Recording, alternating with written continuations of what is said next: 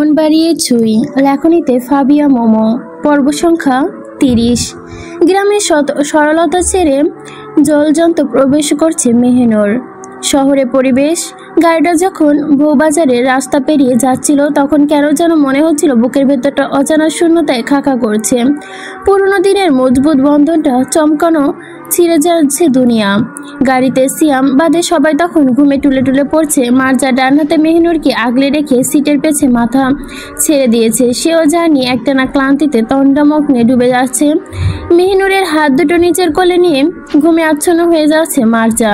এদিকে মেহেনুর কোনোভাবে চোখের পাতা বুঝে ঘুমের জন্য স্থির হতে পারছে না।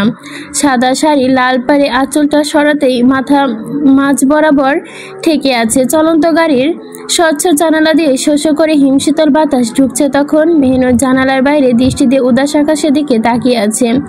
অপরিচিত দুনিয়া নিজেকে খাপ খাওয়াতে পারবে কিনা সেটা নিয়ে দুশ্চিন্তা করছে। বড় মা যা যা শিখিয়ে দিয়েছে সেগুলো ঠিকঠাক পালন করতে পারবে তো, কতটা ব্যর্থ হবে সেটা নিয়েও চিন্তা করছে। মেহেনুর যখন এসব চিন্তায় বিভোর ছিল তখন পাশে থাকা আশপাশে কিছু খেয়াল করেনি, কিন্তু ঠিক তখনই বাতাসের বেগে আচমকা বেড়ে গেল। মেহেনুরের মাথা চেয়ে আঁচলের শেষ ঘোমটাটুকু সরিয়ে দিল। মেহেনুর দ্রুত খসে পড়া আঁচলটা মাথায় টানার জন্য হাত উঠালো। ঠিক তখনই জানালার বাইরে দিকে দৃষ্টি গেল। ঘোমটার হাত দুটো থেমে গেল। ওর মাইক্রোর পাশাপাশি তালে তাল মিলিয়ে শান বাজিয়ে গাড়ি কালো জিপটা ছুটছে। জিপের ড্রাইভিং সিটে যে মানুষটা বসে আছে তার ভাবগতি দেখে মেহেনুর সেদিকে স্থির পানে তাকিয়ে আছে। মাহাতিম জিপের গোল স্টিয়ারিংয়ে শক্তভাবে ঘোরাতে বেশ দাম্ভিকতার সাথে জিপ চালাচ্ছে। গাঢ় বেগুনি শার্টটা কঠোরভাবে দিয়ে খাপ ভাবে সেটে গেছে। কালো প্যান্টের সাথে কোনো মতোই বেল্ট বেঁধেছে মাহাতিম। ড্রাইভিংয়ের জন্য শার্টের স্লিপ দুটো মোটা করে গুটিয়ে রেখেছে। যতবার স্টিয়ারিং ঘুরিয়ে ড্রাইভ করছে ততবার এর বাম হাতের ঘড়িটা সূর্যের আলো রিফ্লেকশন হয়ে মেহেরুনের চোখে ধাঁধা দিয়ে যাচ্ছে। মাহাতিমের চোখ দুটো কালো সানগ্লাসের আড়ালে ঢেকে আছে। আজ ক্ষীণ ধারালো দৃষ্টি দিয়ে ক্ষণে ক্ষণে জিপের গতিবেগ ধীর করছে। এখন মাহাতিমের এমন অবস্থা দেখে বেশভূত তেজিয়ামান চিন্তা চেতনা দেখে নিজেকে খুব তুচ্ছ ভাবছে মেহেনুর। প্রথমত লোকটার সাথে কিছুই মিলে না ওর। সে থেকেছে শহরের মধ্যে, মেহেনুর বেড়েছে গ্রামে। তার চিন্তা চেতনা আধুনিক যুক্তিকেন্দ্রিক। অন্যদিকে মেহেনুরের ভাবনা খুবই স্বল্প। মেহেনুর এসব ভাবতে ভাবতে মাথার ঘোমটা টেনে নিল। জানালার দিক থেকে দৃষ্টি সরিয়ে কোলের দিকে নামিয়ে রাখলো। মনের ভেতর তীব্র জড়তা ঝড় বইছে। সেই সান্ত্বনা অশান্ত মন বড় মস্তিষ্ক বেকায়দায় যুদ্ধ করছে। মেহেনুর সেদিকে চুপটি মেরে গাড়িতে উঠেছিল, এখনও সেই অবস্থায় নীরব হয়ে আছে। মাহাতিম বারবার ড্রাইভিং সিটের ফাঁকে মেহেনুরের দিকে তাকাচ্ছে। ওর অবস্থা দেখে যতদূর বুঝতে পারলো কোনো বিষয় নিয়ে মেহেনুরের মধ্যে বিষাদ ছায়া নেমেছে। মাহাতিম ওর দৃষ্টি আকর্ষণ করে হর্ন সিস্টেমে হাত তালু চেপে দৃষ্টিভঙ্গিতে হর্ন বাঁচালো। সিয়াম তখন কপাল কুঁচকে লুকিং মিররে তাকালো। পেছনের ভিউ মিরর দেখে ড্রাইভ করা অবস্থায় হেসে দিল। সেখান থেকে দৃষ্টি সরিয়ে নিতে মেহেনুর ততক্ষণে জানালা দিয়ে বাইরে তাকালো। সানগ্লাসের আড়ালে থাকা চোখ দুটো দেখতে না পেয়ে মাহাতিমের মুখটা দিকে চুপ করে তাকিয়ে রইল সে। মাহাতিম ফাঁকে ফাঁকে দুদফা মেহেনুরের দিকে তাকালো। শেষে স্পিড বাড়িয়ে সিয়ামের পাশাপাশি আসলো। সিয়াম ক্ষণিকের জন্য মাহাতিমের দিকে তাকালো। মাহাতিম শেষমেশ ছোট একটা ইশারা করলো। সেই ইশারাটা কি ছিল সেটা মেহেনুরের পক্ষে বোধগম্য ছিল না, কিন্তু সময়ের পাল্লা ভারী না করে সিয়াম গাড়ির স্পিড এমনভাবে বাড়িয়ে দিল সবাই গাড়ির অতিমাত্রিক ঝাঁকুনি থেকে ঘুম থেকে চমকে উঠল।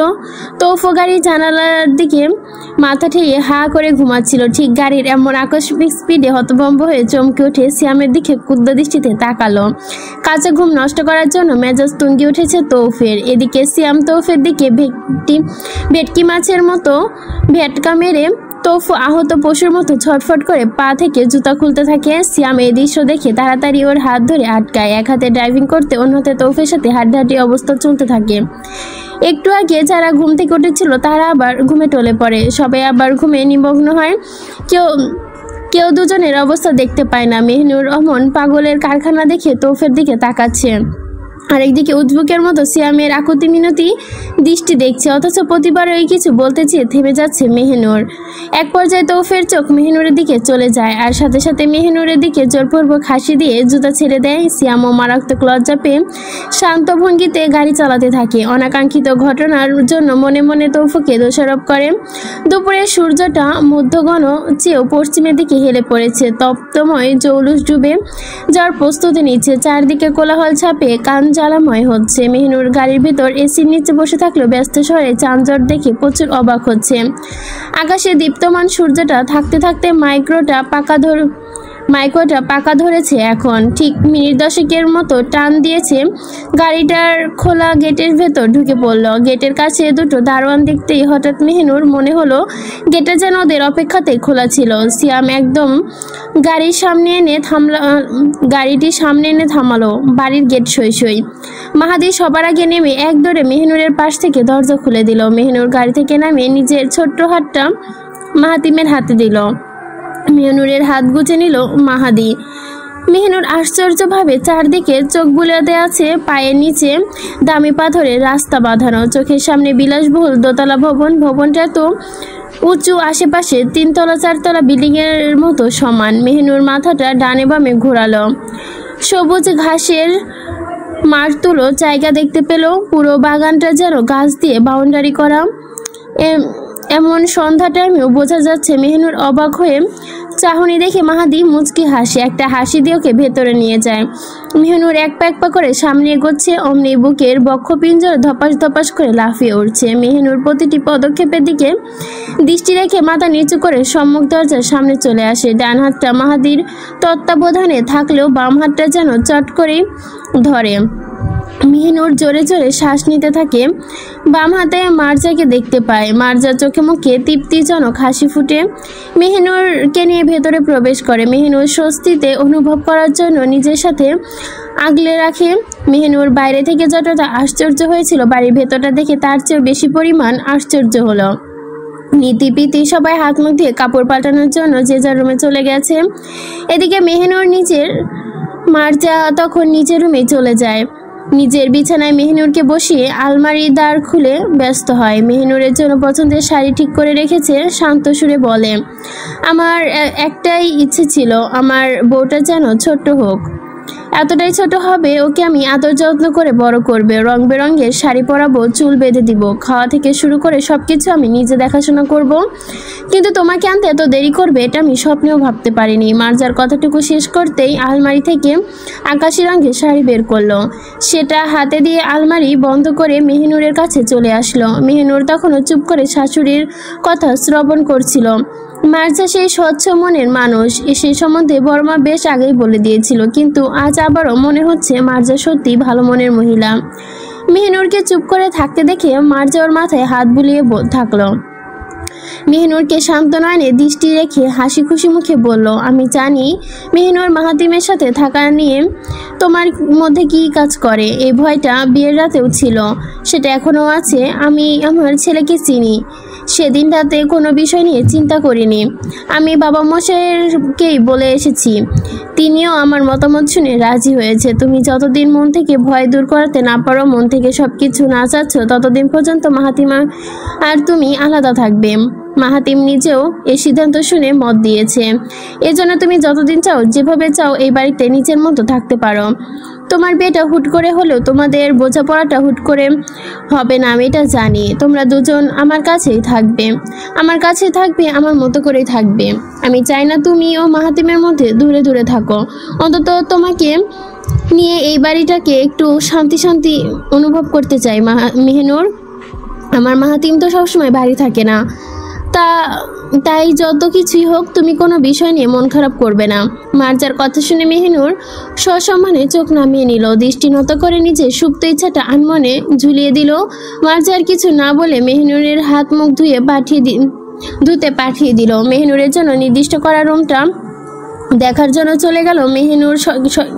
মেহিনুর কিছু সময় পর ওয়াশরুম থেকে বেরিয়ে এলো। গায়ে আকাশি রঙের সুতির শাড়ি জড়িয়ে অনেকক্ষণ পর শান্তি পেল মেহিনুর। কিন্তু সমস্যা একটাই, ম্যাচিং ব্লাউজের হাতা কোনোই ছুঁই।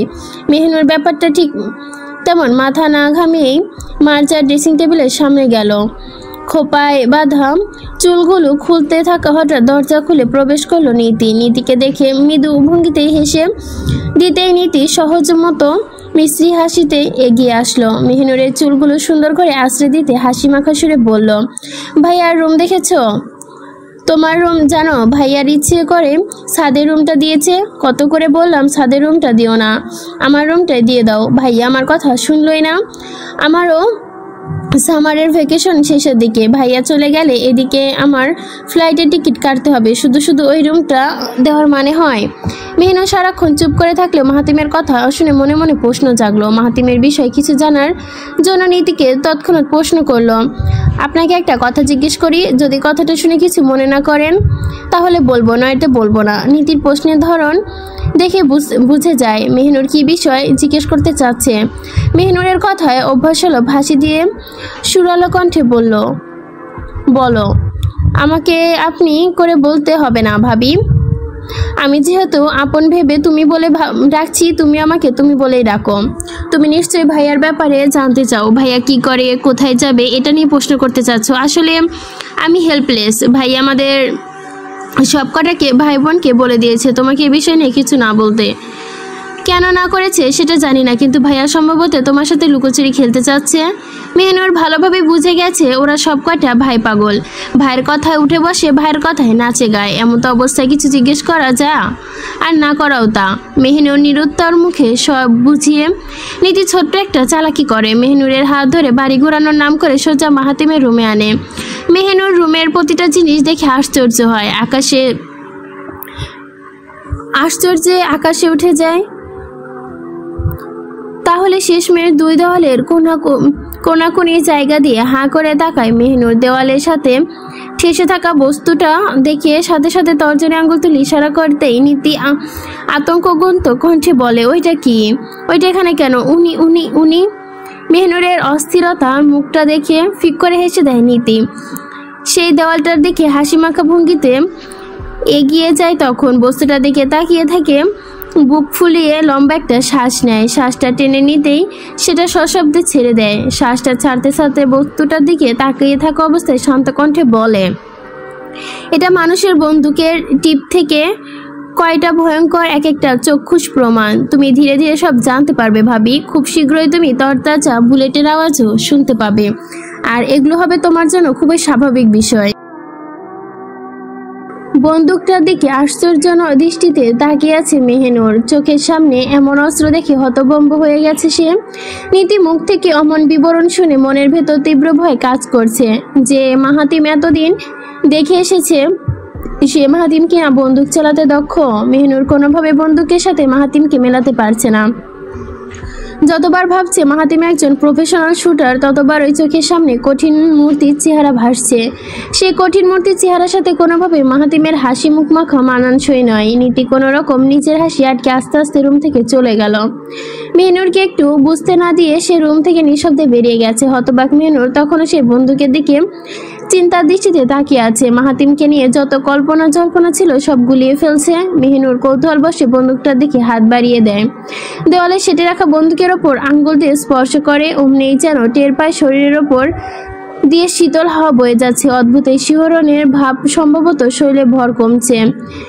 এটা যদি সাধারণত বন্দুক হতো তবে অশান্ত মনকে হাবিজাবি বুঝে শান্ত করা যেত, কিন্তু না, এটা মোটেও সাধারণ কোনো বন্দুকের কাতারে পড়ে না। যেখানে পুরো বন্দুকটা দামি মেটাল দিয়ে তৈরি করা, যেখানে নানান প্রমাণ থাকা সত্ত্বেও অশান্ত মনটা উসখুস করছে। মেহনুর থোয়া মারা ভঙ্গিতে কিছুক্ষণ তাকিয়ে থাকলো কালো রঙের বন্দুকটার দিকে। ধীরে ধীরে হাত নামিয়ে ফেললো। বুক ভর্তি লম্বা নিঃশ্বাস টেনে নিজেকে শান্ত করার চেষ্টা করলো। চোখ দুটো বন্ধ করে ধীর সুস্থে লম্বা শ্বাসটা টেনে নিচ্ছিল মেহনুর। কিন্তু আকস্মিকভাবে যা হলো তাতে প্রচণ্ড চমকে গিয়ে চোখ খুলে তাকালো মেহনুর। চোখের কোঠর বিশাল বড় হয়ে গেছে ততক্ষণায়। গাঢ় বেগুনি রঙের হাতাটা কনুইয়ের ওপর ভাঁজ করে থাকায় বলিষ্ঠ দুটো হাত দেখা যাচ্ছে। সেই পেশিবহুল হাতটার পেছন থেকে আষ্টে পিষ্টে ধরে রেখেছে মেহনুরকে। ভাতের ওপর বড় ডাগালের ঘড়িটা স্পষ্ট। দেখতে পেল মেহিনুর। ঘড়ির দিকে তাকাতে থাকতেই পেটের ওপর থেকে একটি হাত সরে গেল। পেছন থেকে মাহাতিমের উপস্থিতি পেয়ে নির্বাক হয়ে আছে সে। এই মুহূর্তে একটা কথাও মুখ ভেদ করে আসছে না। মাহাতিম সুকৌশলে মেহিনুরের কাঁধ থেকে কেশগুচ্ছ সরিয়ে ডান কাঁধটা আয়ত্ত করে নিল, বাঁ কাঁধের দিকে ঠেলে দিল। উন্মুক্ত ডান কাঁধের দিকে চোখ বন্ধ করে থুতনি রেখে দিল মাহাতিম। আবারও হাত দুটো কোমরের কাছে এনে আষ্টে পিষ্টে জড়িয়ে ধরল মেহিনুরকে। এদিকে মাহাতিমের এমন আকস্মিক কাজের জন্য মেহিনুরের অবস্থা কাহিল হয়ে গেছে। গলায় যে ঝাঁপ বসিয়ে দিয়েছে সেটা এখনো মেটেনি। এখন যদি কিছু করে লজ্জায় ফেলে দিবে, আর টেকা যাবে না লজ্জার চোটে। মেহিনুর চুপ মেরে কাঠ হয়ে থাকতেই মাহাতিম তখনও শক্ত কণ্ঠে বলল, মাকে অনেক বুঝিয়েছিলাম মেহিনুর, কিন্তু সে রাজি হলো না। তোমাকে 18-র আগে ছোব না জেনেও মা তোমাকে আলাদা রাখতে চাচ্ছে। ভেবেছিলাম হাতে থাকা এই 2 দিন তোমাকে আগলে আগলে রাখবো, কিন্তু এবারের জন্য আর সম্ভব হলো না। আমি বোধহয় 6 থেকে 7 মাসের জন্য ফিল্ডে থাকবো। হতে পারে আরও দেরি হতে পারে। তোমাকে একা একা সব কিছু সামলাতে হবে মেহিনুর। আমাদের সংসার সাজানোর দায়িত্ব সম্পূর্ণ তোমার। মাহাতিমের কথাগুলো শুনতে শুনতে স্বাভাবিক হচ্ছিল মেহিনুর। মনে হচ্ছিল সেই সংকোচগুলো মাথা চারা দিয়ে উঠছিল, সেগুলো ধীরে ধীরে কমতে লাগলো ওর। অনেকটা ধাতস্থ ছুঁড়ে মাহাতিমকে উদ্দেশ্য করে ছোট্ট একটা প্রশ্ন করলো, কবে আসবেন? অপ্রত্যাশিত কিছু শোনার মতোই চোখ খুলে তাকালো মাহাতিম। সাথে সাথে পেটের ওপর থেকে জড়সড় হাতটা সরিয়ে ফেললো। মেহিনুরকে নিচের দিকে ঘুরিয়ে আশ্চর্য শক্ত করে ওর 2 কাঁধ ধরলো। আশ্চর্য দৃষ্টিতে হাসি দিয়ে বলল, আমি জলদি ফিরলে তুমি খুশি? মাহাতিমের উৎসুক চাহনির মাঝে ড্যাব ড্যাব করে তাকিয়ে রইল মেহিনুর। প্রশ্নের জন্য এমন একটা মুখ খুলল না সে।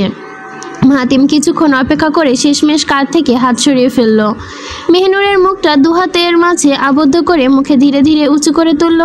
মেহিনুর উজবুক চাহনির মাঝে কয়েক সেকেন্ড তাকিয়ে থেকে স্বর নামালো মাহাতিম। ঠোঁটে প্রাণখোলা হাসি ফুটিয়ে নম্র সুরে বলল সে, জলদি ফিরবো মেহিনুর আফরিন, হাতে প্রচুর সময় নিয়ে আসবো। আমাকে যেভাবে পাগল বানিয়ে দিয়েছো সেটার শোধ তুলতে হবে না? মেহিনুরের এমন কথায় পরীক্ষিতে লজ্জায় চোখ নামিয়ে নিল। লোকটা এতটা খারাপ, এতটা অসভ্য, এতটা সভ্য কথা বলতে পারে না। মাহাতিম হাতে আর একটা দিন মাত্র সময় আছে। এবার যেভাবে ছুটি কাটালো সেভাবে আগে কখনো কাটিয়েছে বলে সন্দেহ। প্রতিবার 4 দিনের মতো সময় নিয়ে বাড়ি ফিরত।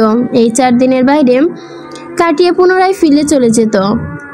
এবার যেহেতু বেশি দিন কাটিয়েছে, সেক্ষেত্রে আগামী 6 মাস পর্যন্ত ছুটির আবেদন করা যাবে না। মাহাতিমের পরনের পোশাক পাল্টে হাত মুখ ধুয়ে বিছানায় এসে বসলো। বিছানার মধ্যখানে থেকে ফোন তুলে ফ্লাইটের টিকিট কাটলো। টিকিটের জন্য ওয়েবসাইটে ঢুকে দরজায় খুলে চোরের মতো উকি মারল তৌফো। মাহাতিম সেদিকে এক পলক তাকালো ঠিকই, কিন্তু বিশেষ কোনো দৃষ্টি প্রদান করলো না। চোখ যেভাবে ছিল ঠিক সেভাবেই তুলে নিল। ঠিক সেভাবেই চোখ নামিয়ে পুনরায় ফোনে রাখলো। তৌফো ব্যাপারটা স্বাভাবিকভাবে নিল। ফোনের প্রতি মনোযোগ দেখে কিছু একটা খটকা লাগছে তার। দরজা চাপাতে চাপাতে কৌতূহলী সুরে বলল, ও বন্ধু, এনি সমস্যা? You need help? তোমার মুরগি তো দেখি ছাদের রুমে শিফট হয়েছে। মাহাতিম সেদিকে তাকালো না, উত্তর পর্যন্ত দিল না।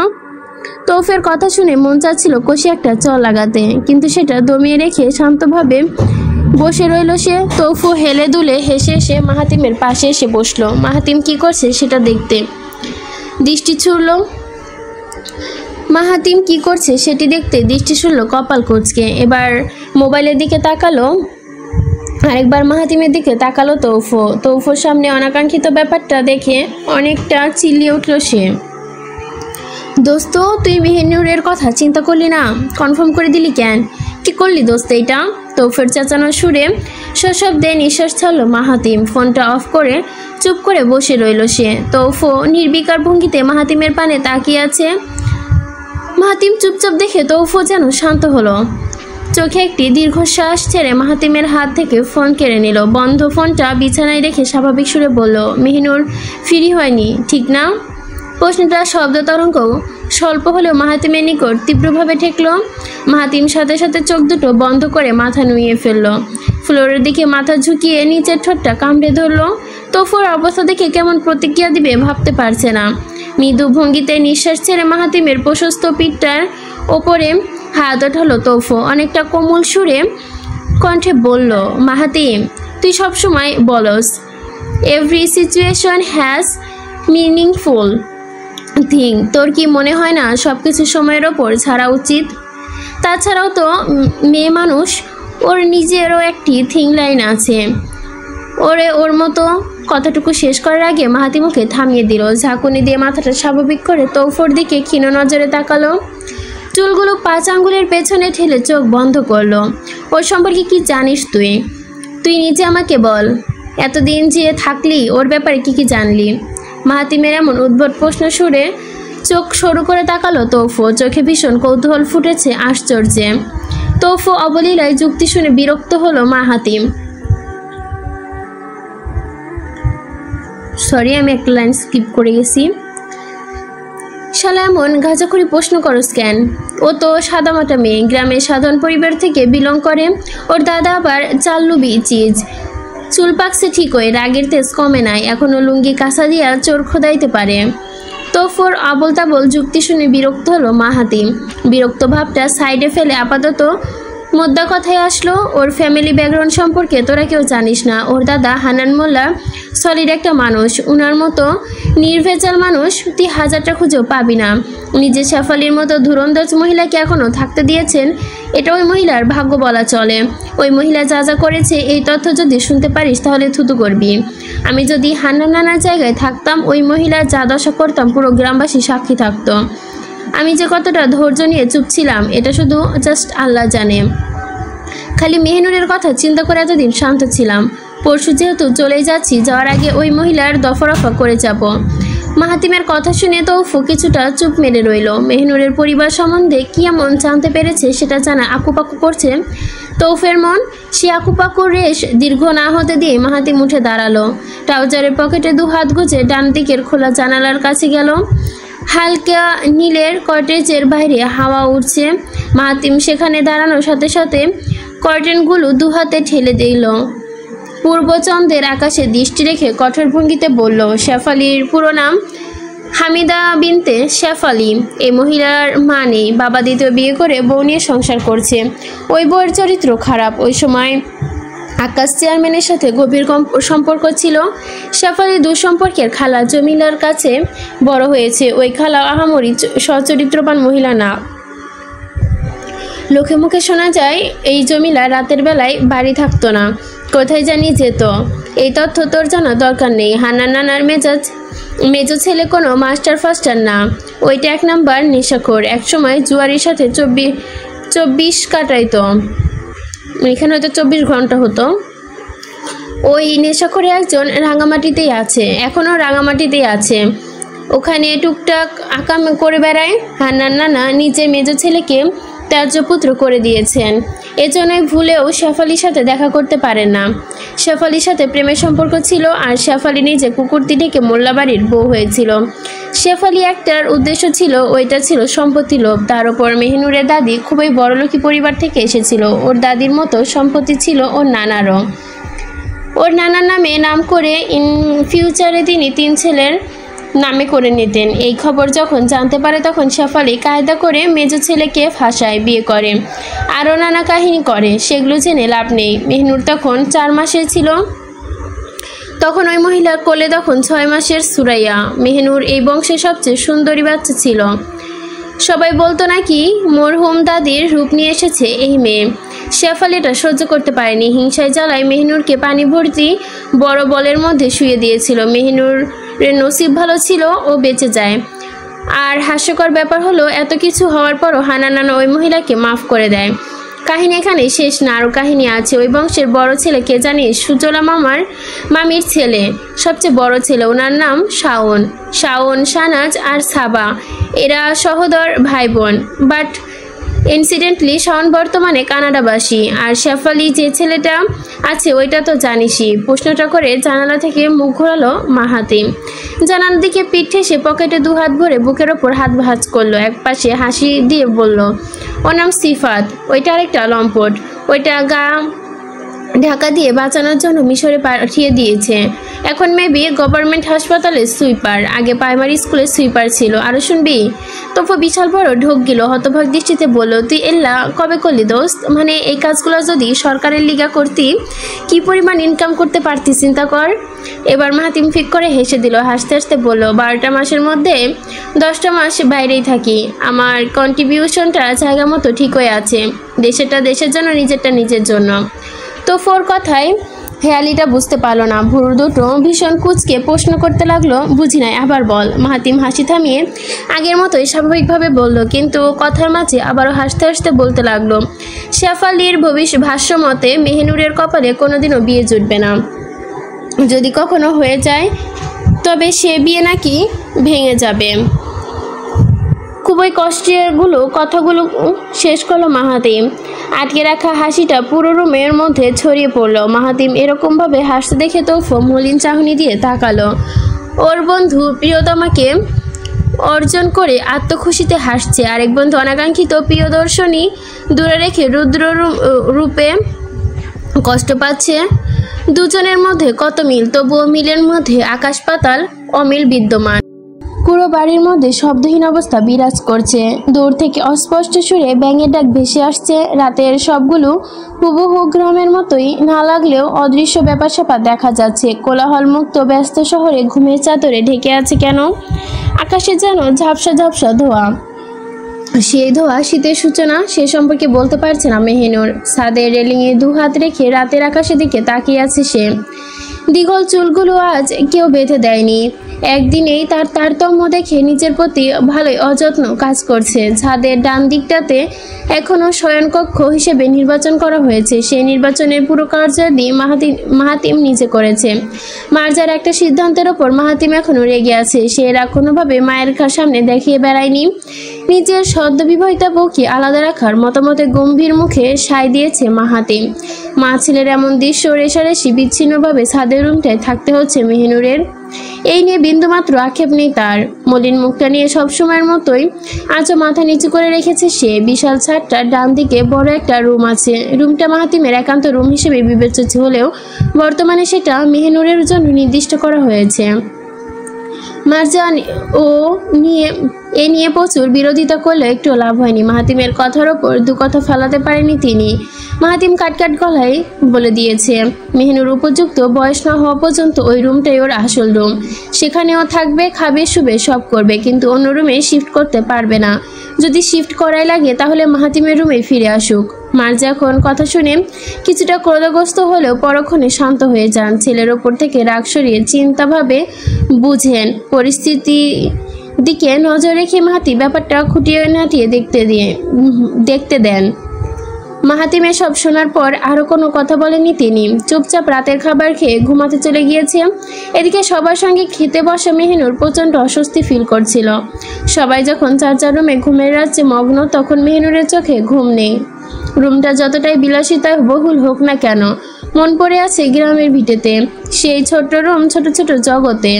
মেহেনুর ছাদের রেলিংয়ে থেকে হাত সরিয়ে ধীর পায়ে পেছনে তাকায়। আকাশের দিকে থেকে দৃষ্টি সরিয়ে ছাদের মেঝেতে নিবদ্ধ করে। রুমের দিকে যাওয়ার জন্য সম্পূর্ণরূপে ঘুরে দাঁড়ায়। সেদিকে এগোতে এগোতে এক পর্যায়ে রুমের সামনে চলে আসে। স্বচ্ছ কাচের দরজায় থাই গ্লাসের সামনে ডানে টেনে ভেতরে ঢুকে নীরবে হেঁটে এসে আয়নার সামনে দাঁড়ায়। মেহেনুর নত করে রাখা দৃষ্টি দুটো আস্তে আস্তে ওপরে তুলে তাকায়।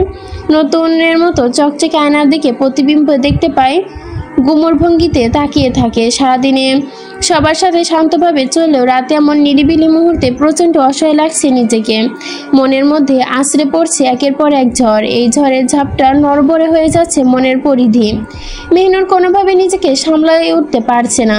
এই আয়নার সামনে তাকিয়ে থেকে ঝরঝর করে চোখের অশ্রুকণা ছেড়ে দিল। শান্ত নেত্র দুটো অনর্বল টলটল করছে। গালের নরম পরীক্ষা বেয়ে অশ্রু পড়তে লাগলো তার। নিঃসঙ্গ সময়গুলো ভীষণ যন্ত্রণা দিচ্ছে ওকে। যন্ত্রণা অনুভবের জায়গায় ছিন্ন বিচ্ছিন্ন হয়ে যাচ্ছে মেহনুর। আপধারায় পড়তে থাকছে অশ্রুধরা তেজে। এবার নিস্তব্ধ রুমটা ফিসফিসে শব্দে মুখর হলো। সে ফিসফিস আওয়াজে শব্দের বাইরে যেতে পারল না। শহরের বুকে ছুটে চলা বাতাসে মিলিয়ে গেল সেই শব্দগুলো। দোতলা রুমে শুয়ে থাকা মাহাতিম কোনোরূপে সেই শব্দগুলো আঁচ করতে পারল না। মেহিনুরের কণ্ঠনালী থেকে নিঃসৃত প্রতিটি চাপা কণ্ঠ দেওয়ালে শক্ত জমিনে ধাক্কা খাচ্ছে। ধাক্কা খেয়ে প্রতিফলিত হয়ে রুমের মধ্যে ঘুরপাক খাচ্ছে। মেহিনুরের অশ্রুকণা খুলে আবার আয়নার দিকে তাকায়। তেজালো কান্নার গতি কমাতে কমাতে হেঁচকি তুলে সে। অনবরত হেঁচকি তোলার জন্য কেঁপে কেঁপে উঠল মেহিনুর।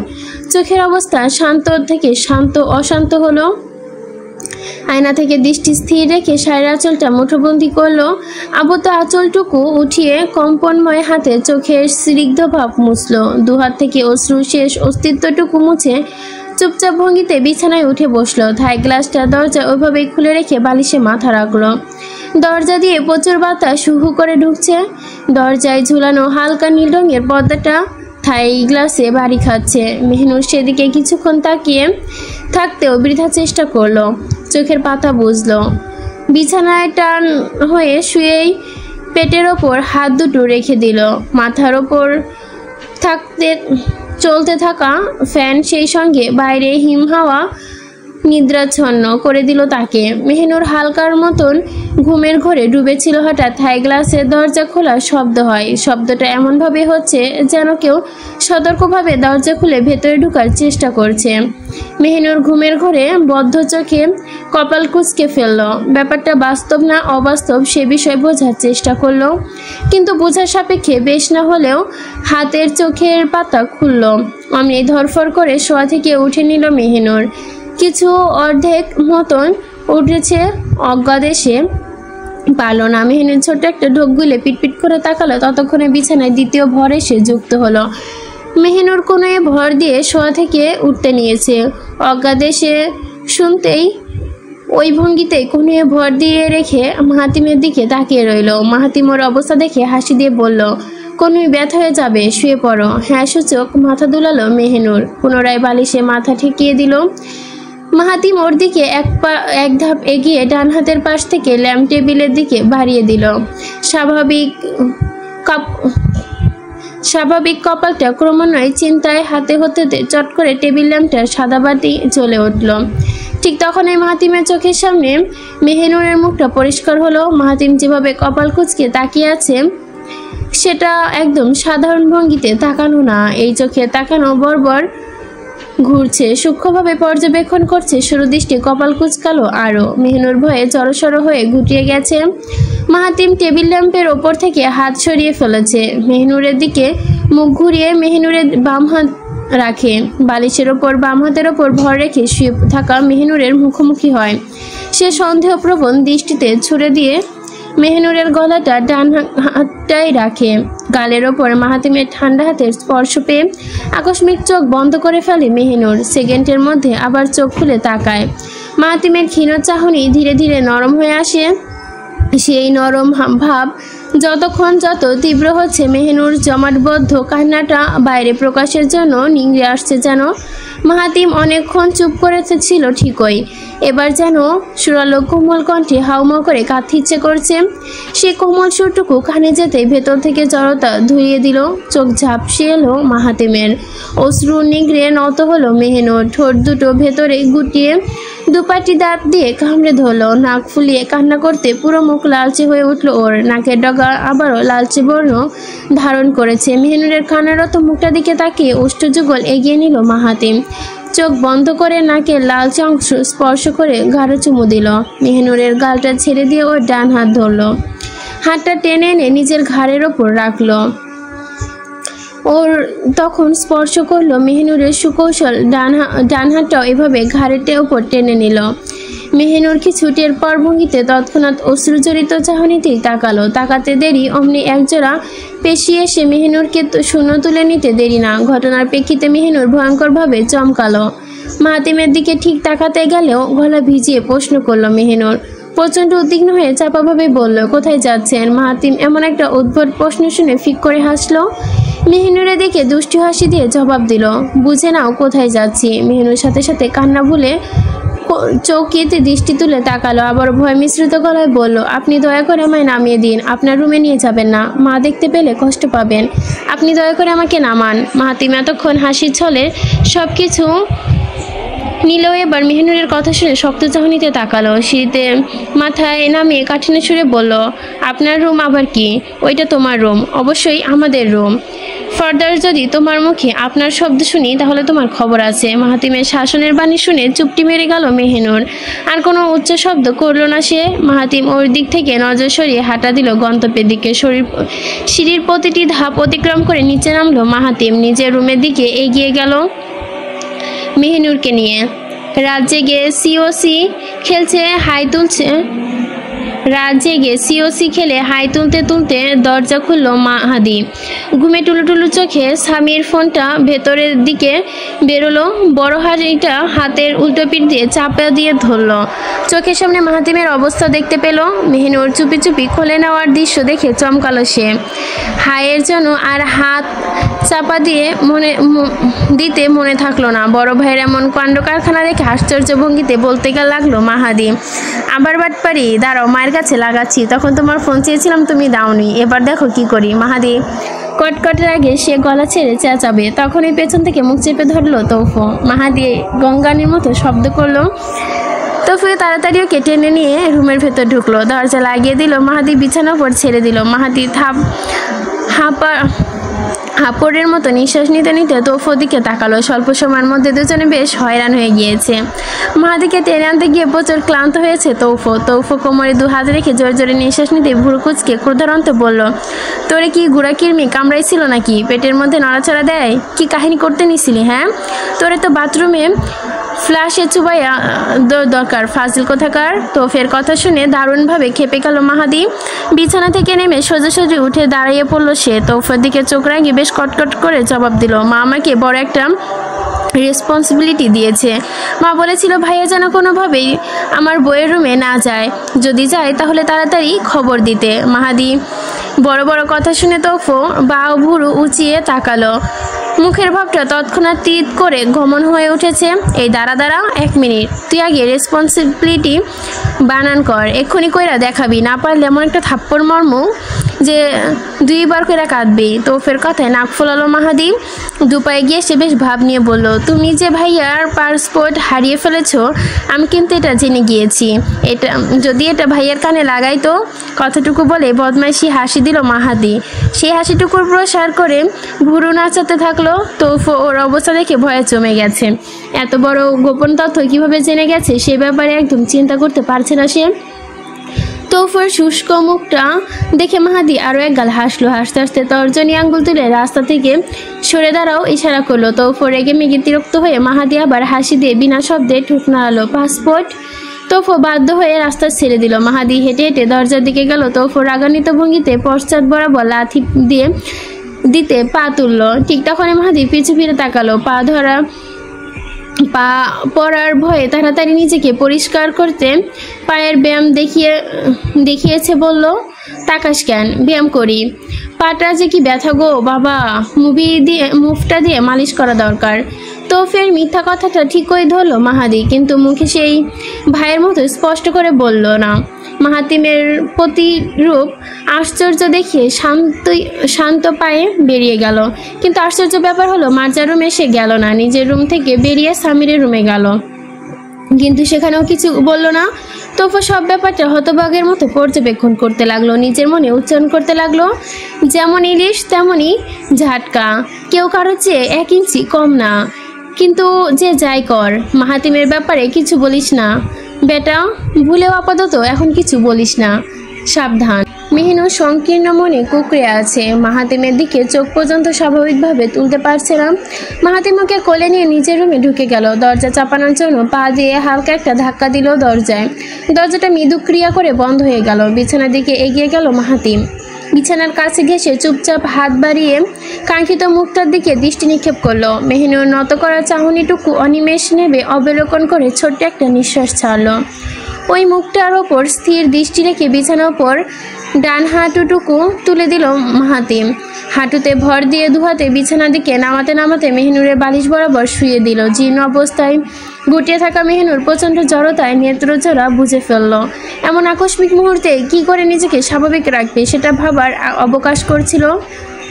খুব কাছ থেকে অনুভব করতে পারছিল মাহাতিমের সঙ্গটা। মাহাতিম যেন গভীর দৃষ্টিতে তাকিয়ে আছে, সেই দৃষ্টিতে চোখ মেলে তাকালেই যেন সর্বনাশ। মেহিনুর কোমল গলায় ওপরে আঙ্গুল ছুঁয়ে ছুঁয়ে বলতে লাগলো, মাহাতিম, তোমাকে আমি কিছুই করব না মেহিনুর, শুধু এইটাই চাই তুমি যেন একটু ইজি ফিল করো। জানি তোমার প্রচুর সমস্যা হচ্ছে, সব কিছু এলোমেলো লাগছে, তোমাকে দেখেও তুমি স্বস্তি অনুভব করছো না। ওইভাবে একা একা কাদার চাইতে তুমি আমার সঙ্গে থাকো। মাকে এ বিষয়ে বলবো না, মা জানবেও না, তুমি ঘুমাও। কথাটুকু এনিয়ে বেনিয়ে মাহাতিম হাতটা সরিয়ে নিল। মেহিনুরের কাছ থেকে সরে গিয়ে জানালার পর্দা টেনে দিল। নিরুত্তর মেহিনুর নির্বোধের মতো তাকিয়ে থাকতেই মাহাতিম সেদিকে ধ্যান দিল না। চুপচাপ রুমে অন্ধকার করে মেহিনুরের পাশে চলে আসলো। মেহিনুরের পিঠের দিকে ওপাশ ফিরে শুলো। মেহিনুর এই অন্ধকার রুমে কিছু স্পষ্ট দেখতে পেল না, তবুও মনে মনে অনুভব করতে পারছিল মাহাতিম নামক মানুষটা বেশ দূরত্ব রেখে শুয়েছে। যতটা দূরত্ব রাখলে মেহিনুর ভয় ছাড়াই ঘুমাতে পারবে। মেহিনুর কিছুক্ষণ চুপ থেকে রইল। সময়টা কাটার হুড়হুড় করে পেরিয়ে গেল। 7টা মিনিট অতিক্রম করল। মেহিনুর সময়ের হিসাব না জানলেও কানে ঠিকই 3টা বাজার ঘন্টা বাজলো। ঘুটঘুটে অন্ধকার রুমে আগে কখনো আসেনি মেহিনুর। গ্রামে সবসময় জানালা খুলে ঘুমাতো বলে এমন নিকষ অন্ধকার হতে পারেনি। এতক্ষণ কোনো সমস্যা না হলেও এখন ঠিকই বিপাকে পড়ল। রুমটা চমৎকার অন্ধকার হওয়ায় মেহিনুর একটু হলেও ভীত হচ্ছে।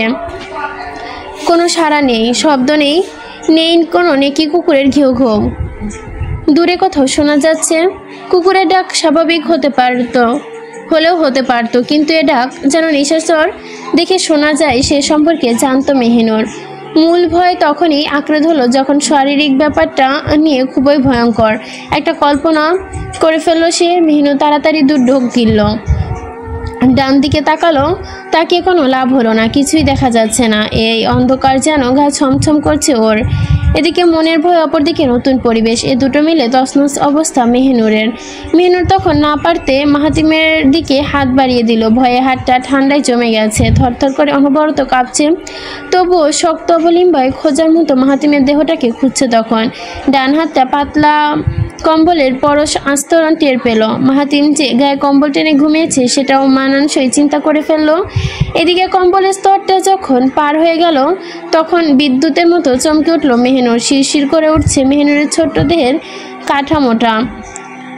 শরীরের আস্তরণ লোমকূপ কাটা দিয়ে উঠছে। ঠান্ডা হাতটা উষ্ণ দেহের অস্তিত্ব পেল। ভিতরে ভিতরে ঝড় তুলে ফেলল ওর। মেহিনুর চোখ মুখ কুঁচকে মাহাতিমের উন্মুক্ত পিঠটায় কাপা কাপা হাত রেখে দিল। মাহাতিম যে শোয়ার পূর্বে টি শার্ট খুলে শুয়েছে সেটা সম্ভবত অন্ধকারের জন্য টের পায়নি। মেহিনুর এমন অবস্থায় ফেঁসে যাবে এটা চিন্তা করতে পারেনি। তন্মধ্যে ঠান্ডা হাতের পরশ পেয়ে তড়িঘড়ি করে জেগে গেল মাহাতিম। পরিস্থিতি তখন কি হতে চলেছে সেটা বোঝায় তাড়াতাড়ি মাথাটা মেহিনুরের দিকে ঘোরালো। গা থেকে কম্বল নামিয়ে মেহিনুরের হাতটা পিঠ থেকে সরালো ঠিকই, কিন্তু নরম হাতটা মুষ্টিবদ্ধ করে ধরল। ওর দিকে সম্পূর্ণ ঘুরে প্রসন্ন কণ্ঠে বলল, হাত ঠান্ডা কেন, কি হয়েছে তোমার? মাহাতিম প্রশ্ন শুনে লজ্জায় শঙ্কায় জড়তায় কাঁদতে ইচ্ছে করছে মেহিনুরের। মাহাতিমের এমন উটকো ঘটনা দেখে কি ভাবছে সেটা চিন্তা করছে নিজে।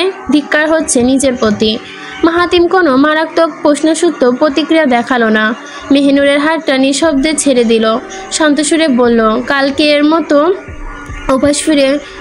ওপাশ ফিরো মেহিনুর। মেহিনুর কথাটা শুনে কুচকানো চোখগুলো ঘুরল। অন্ধকার হলেও মাহাতিমের দিকে এক পলক তাকিয়ে থেকে ধীরে ধীরে ওপাশে শুলো। উথাল পাথাল চিন্তা ধীরে ধীরে পেশিবহুল হাতটা গলার কাছে আঁকড়ে ধরল। পিঠের ওপর এলোমেলো চুলগুলো সরিয়ে বালিশের ওপর স্থান পেল। চট করে আকস্মিকভাবে উষ্ণ বুকের উষ্ণতায় জড়িয়ে ধরল মাহাতিম। গলার কাছে রাখা হাতটা দিয়ে মেহিনুরকে শক্ত করে নিজের বুকের মধ্যে মিশিয়ে নিল। মাথার কাছে চুলের ওপরে থুতনি কর্তৃক টের পেল মেহিনুর। সেই থুতনি যখন কয়েক সেকেন্ডের জন্য স্থানচ্যুত হলো তখন উষ্ণ জড়তায় কঠিন তাপ অনুভব করল। চোখ দুটো অজানব অন্তঃক্রিয়ায় বুঝে ফেলল সে। ভেতর থেকে সমস্ত জড়তা ঝেড়ে কেসে স্বস্তির নিঃশ্বাস বেরিয়ে এলো। এতক্ষণ কত শত চিন্তা, কত শত ভয়, কত রকমের জড়তায় ক্লান্ত ছিল সে। সময় হোক মেহনুর আফরিন, সেদিন তোমার সম্মানিতটা পাবে সেদিন। মুখটা চেপে রাখতে দেরি করব না। প্রচণ্ড লজ্জায় খিচে গেল মেহনুর। গলার নিচে থাকা মাহাতিমের হাতটা দুহাতে খামচে ধরল। তখন মেহনুর লজ্জার করুণ অবস্থা টের পেল। পেছন থেকে হেসে উঠল মাহাতিম। সে হাসিটা চোখ দুটো যেন ঘুমেই বন্ধ করে ফেলল। দিনের আলো ছড়িয়ে পড়লে জেগে উঠল শহর। নীরব নীরব রাস্তাগুলো সবর হলো তখন। বাড়ির পরিবেশ জমজমকভাবে মুখর হয়ে উঠল। একে একে সবাই তখন নাস্তা টেবিলে আসতে থাকলো। বাড়ির নতুন বউ হিসেবে আজ মেহনুরে রান্না করার কথা, কিন্তু সেই রেওয়াজ পানি ঢেলে মার্জা নিজেই সব কিছু করেছেন। মেহনুরকে সাজিয়ে গুছিয়ে পরিপাটি করে নিজের পাশে এনে রেখেছেন। মাহাতিম যে চালাকি করে ভোরবেলায় উঠিয়েছে, সেই চালাকি জায়গা মতো ফলিয়ে মেহনুরকে রুমে রেখে এসেছে। মার্জা ব্যাপারটা না জানলেও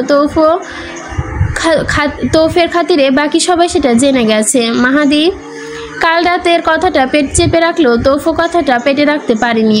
এখন পেটে পাতলা ব্যক্তিদের দু চোখে সহ্য করতে পারে না মাহাদি। এখন তো ইচ্ছে করছে তৌফকে কড়া ভাষায় দুটো কথা শোনাতে। ভাইয়ের ব্যাপারে যখন জেনে গিয়েছো তখন সেটা নিয়ে ঢোল পেটানোর মানে কি? মাহাদি চুপচাপ কঠোর মুখে শুকনো রুটিতে কামড় দিল। পাশে বসা ফারিন মাহাদির গম্ভীর মুখটা দেখে খটকা মানে আসলে অগোচর জানতে বলল, কিরে বিট্টু, তোর মুখের এই অবস্থা কেন? সবজি থাকতে ছাগলের মতো রুটি চিবাচ্ছিস কেন? মাহাতি এতক্ষণ শান্তভাবে রুটি চিবাচ্ছিল, কিন্তু ফারিনের এমন হস্তক্ষেপে ও মোটেও সহ্য হলো না। মুখটা বিরক্তিতে চুবিয়ে ফারিনের দিকে তাকালো। শুকনো রুটিটা আরেকটা কামড় দিয়ে স্থির দৃষ্টিতে বলতে লাগলো, তৌফু ভাইয়া কাজটা ভালো করেনি, গবেটের মতো কাজটা করেছে, সেটার জন্য আমার মুড খারাপ। মাহাদির মুখে বড় বড় ভঙ্গির কথা শুনে অবাক চোখে তাকালো সকলে। চোখের কোঠের জন্য বড় ও বিষময় সুরে তাকালো। তোর মুখ থেকে কটকট করে যে চলে সেটা তুই জানিস? ভাইয়া তো শুধু শুধু তোকে নিয়ে টেনশন করে না। এইটুখানি বাচ্চা তুই, যেখানে তুই মুড শব্দটা স্পেলিং করতে পারবি না সেখানে সন্দেহ আছে, আর সেখানে তুই বলছিস তোর মুড অফ। মাহাদি বোন তিরিক্ষির মেজাজে তাকালো। হাতের রুটিটা হিংস্রভাবে কামড় দিয়ে স্বর নামিয়ে বলল, শোনো ফারিন আপু, তপু ভাইয়ার উচিত ছিল চুপ থাকা। ভাইয়া গাধার মতো মাহাতিম ভাইয়ার কথাটা তোমাদের জানিয়েছে। সব কথা সবাইকে বলা যায় না। আর তুমি হয়তো ভুলে গিয়েছো আমি ইংলিশ মিডিয়ামের স্টুডেন্ট। তুমি যে ওয়ার্ডগুলো তুমি এখন চিনছ, সেগুলো আমি বাবু থাকতেই ঠোঁটস্থ করে ফেলেছি। আমাকে ছোট ছোট বলে কাহিনী করো না, নিচে চরকায় ডিজেল দাও। মাহাদির এরম কথা শুনে পুনরায় খাওয়া শুরু করলো। এবার রুটি ঠিকই নিয়েছে, সাথে সবজিও খেলো। হতভম্ব ফারিন দোকানের মধ্যে দিয়ে যেন কি শুনলো, স্তব্ধ হয়ে গেছে। মাহাতিমের দিকে হা করে তাকিয়ে আছে। সেই দৃষ্টিতে নির্বাক হয়ে টেবিল থেকে গ্লাস তুলে নিল। ঢকঢক করে পানি খেয়ে পুচকে ছেলের কথা স্মরণ করতে লাগলো। এদিকে মার্জা ডান পাশে মেহনুর বসে আছে। সবার খাওয়া দাওয়া এবং আড্ডার পর্ব যত দ্রুতগতি হচ্ছে মেহনুর তত শান্তভাবে চলাচ্ছে। সবাই গপ গপ করে খেয়ে মেহনুর একটা রুটি নিয়ে পরে আর অনেকক্ষণ ধরে বসে আছে। মার্জা বারবার তাড়া দিচ্ছেন বেশি বেশি খাওয়ার জন্য। মেহনুর পারছিল না। ঠিক তখনই রুম থেকে পরিবর্তী হয়ে বের হলো মাহাতিম। কোমরের কাছে ইন করা গ্রে কালারের শর্ট, কালো বেল্টের সাথে কালো প্যান্ট, হাতে ডার্ক ব্রাউন রঙের ঘড়িটা পড়তে পড়তে টেবিলের দিকে আসলো মাহাতিম। মার্জা ছেলের জন্য চেয়ার টেনে দিল। মাহাতিম ইশারা মাকে থামিয়ে ফেলে। মার্জা ইশারা পেয়ে সেখানেই দাঁড়িয়েছিল।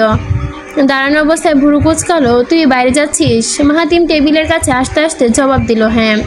জবাবের পাটাটা উচকে মেহনুরের দিকে তাকালো।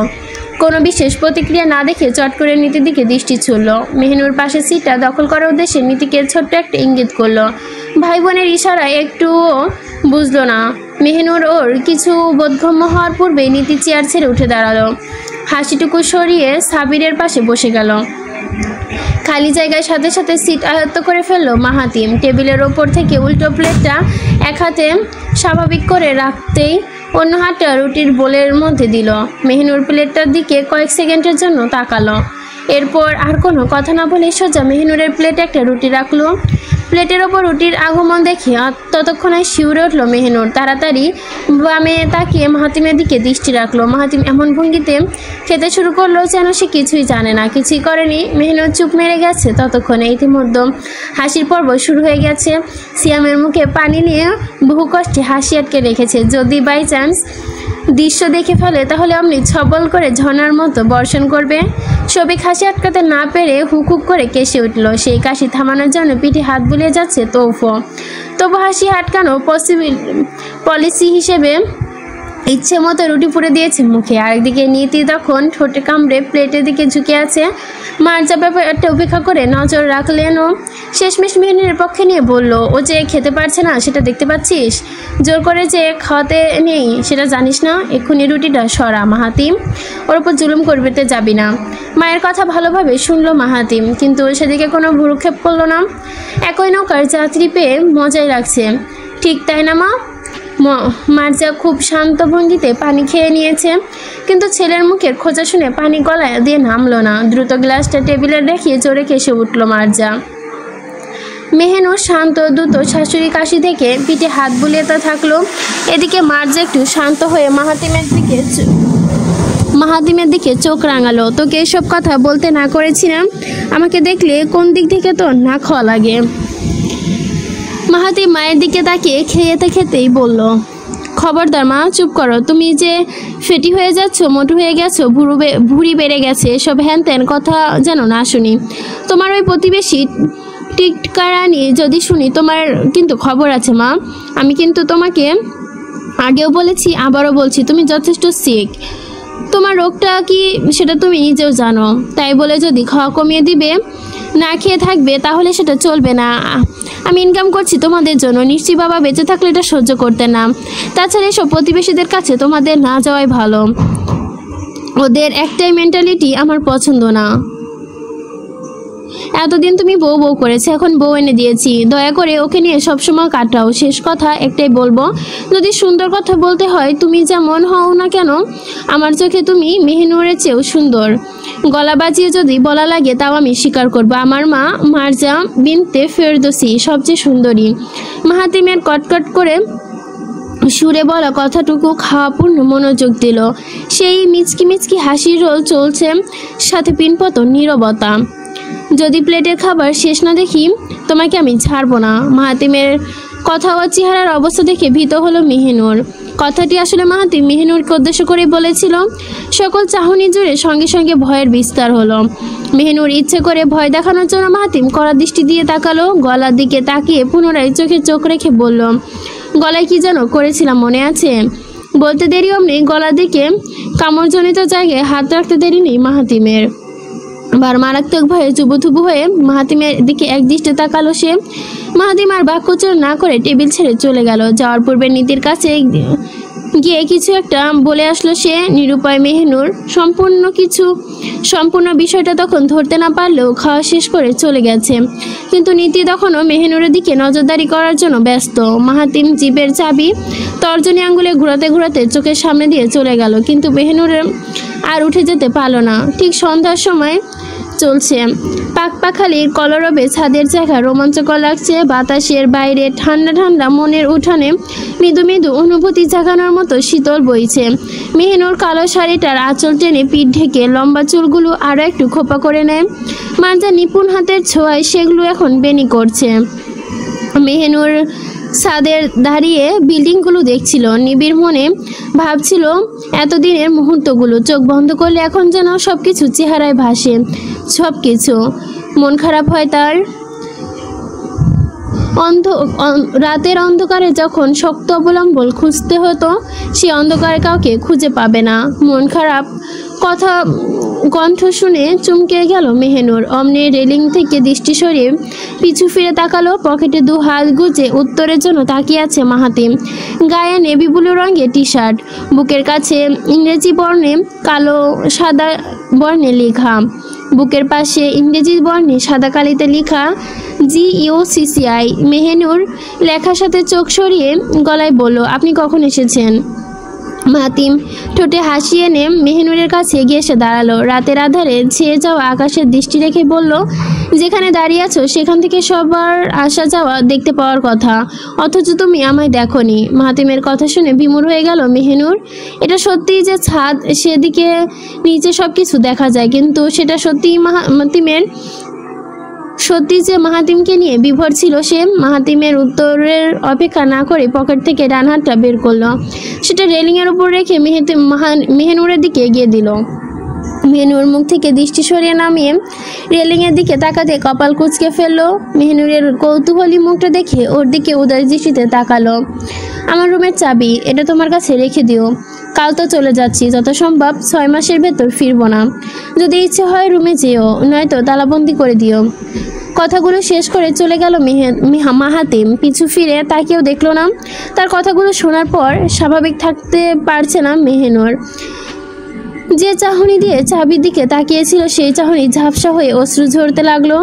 মেহনুর শব্দ আটকানোর জন্য ঠোঁট কামড়ে ফেললো। চোখের করুণ অবস্থা ঢাকার জন্য আঁচলটা দু চোখে চেপে ধরলো। আঁচলটা আর শুকনো রইল না। মাহাতিম ভোরের জন্য লাগেজ ধরেছে। তখন রুমে হাঁপাতে হাঁপাতে প্রবেশ করলো মাহাতি। এক দৌড়ে রুমে ঢুকে মাহাতিমের হাতটা টাইট করে ধরলো। হাঁপানো সুরে টানতে টানতে বলল, তুমি আমার বউকে কি বলেছো? ওকে তাড়াতাড়ি থামো ভাইয়া, মা দেখতে পেলে খুব ঝামেলা করবে। তুমি প্লিজ এসো, তাড়াতাড়ি এসো, দেরি করো না ভাইয়া, মা জানলে কাহিনী হবে। মাহাতিম তখন বুঝতে পারলো না এমন একটা পরিস্থিতি কেন হচ্ছে। তখন মাহাতি জেরা করার মতো সুযোগ পেয়ে গেল। যে লাগেজে মনোযোগ থেকে রেডি করছিল সেটা ফেলেই ছাদের দিকে দৌড়ালো। পিছু পিছু দৌড়ে গেল মাহাতি। সে ছাদে আর ঢুকলো না। চুপচাপ হাসি দিয়ে ছাদের দরজা বাইরের দিকে লাগিয়ে দিল। হাত দুটো ময়লা ঝাড়ার মতো 3/4 প্যান্টের ওপর ঝেড়ে দিল, যেন খুব একটা মহান কাজ করে ফেলেছে সে। ঠোঁটে গোল করে বেসুরি ধ্বনি দিয়ে শীষ বাজাতে বাজাতে নিচে নেমে গেল।